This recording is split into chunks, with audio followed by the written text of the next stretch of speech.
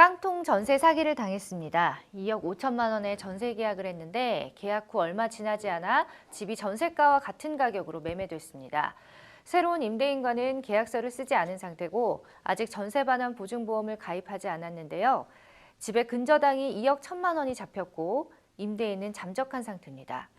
확정일자는 22년 10월 26일, 전입신고는 22년 11월 12일, 근저당은 22년 11월 28일이라서 확정일자가 근저당보다 선순이긴 하지만 너무 불안합니다. 집은 다세대 빌라고 준공 9년이 됐습니다.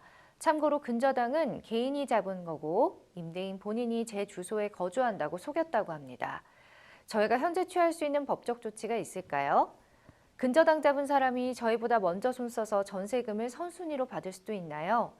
전세금을 돌려받으려면 경매가 최선일지 아니면 부동산에 손해배상 청구를 해야 할지 상담 부탁드립니다. 라는 사연입니다.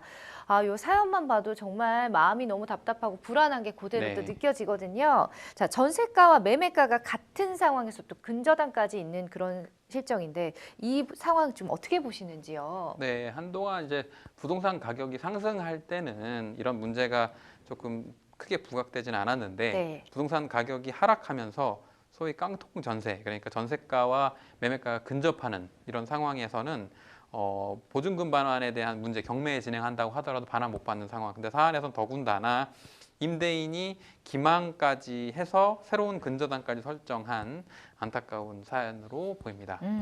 자, 일반적으로 근저당을 잡은 개인이 전세 보증금을 가져갈 수도 있나요?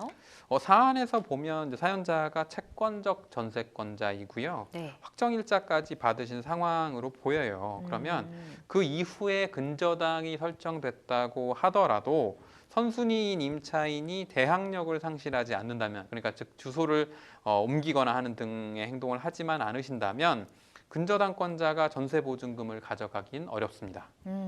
자, 임대인이 지금 동의도 없이 본인이 살고 있다고 속인 후에 근저당을 설정했는데 이에 대해서 좀 취할 수 있는 법적 조치는 뭐가 있을까요?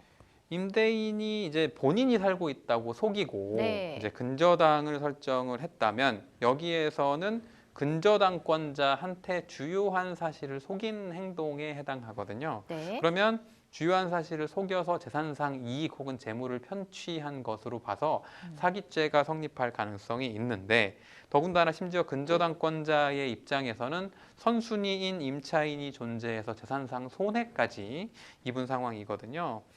다만 여기에서는 이제 직접적인 피해자가 먼저 지금 채권적 전세권자 사연자분이 아니고 네. 제3자인 근저당권자가 피해를 입은 상황이라서 고소 피해자로서 고소는 불가능하지만 피해자가 아닌 제3자로서 형사상 고발은 진행하실 수 있을 것 같습니다. 고발을 또 진행할 수는 네. 있다. 자, 이렇게 깡통 정세 속은 분들 굉장히 많으시더라고요. 이런 분들을 위해서 주의사항 좀 알려주시면 좋을 것 같습니다. 네, 우선은 전세를 설정하실 때 설정하기에 앞서서 선순위 근저당권이 설정되어 있는지 등기부등본은 반드시 확인하셔야만 하고요. 예. 또 본인의 전세 금액하고 뭐 시세에 따른 매매 가액, 이건 뭐 인근의 뭐 실거래 내역을 확인하면 확인하실 수 있는데, 그래서 비율이 일정 비율에 해당하는지 과도한 것은 아닌지 확인하시는 게 좋고, 그리고 전세 보증금 반환 보험에 가입하실 수 있다면 전세 보증금 반환 보험에 가입하면 가장 안전하게 보증금을 회수하실 수 있습니다.